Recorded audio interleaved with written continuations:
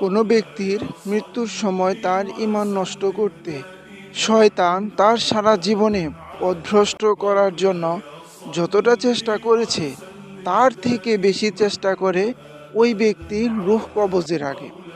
শয়তান তখন তার মা বাবার সুরত ধরে পাশে এসে বসে এবং বলতে থাকে, হে আমার সন্তান, আমরা দুনিয়া থেকে আল্লাহর উপর বিশ্বাস করেছিলাম, ঈমান এনেছিলাম এবং ইসলাম মেনেছিলাম।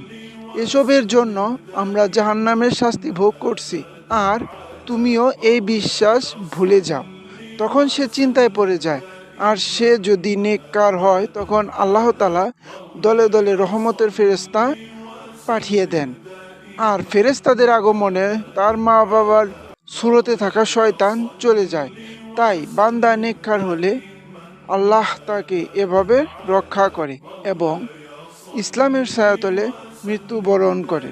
প্রিয় দর্শকেরা, আসুন আমরা আল্লাহর উপর বিশ্বাস করি, ঈমান আনি, ভরসা করি এবং নবীর সুন্নত অনুযায়ী চলার চেষ্টা করি। আসসালামু আলাইকুম।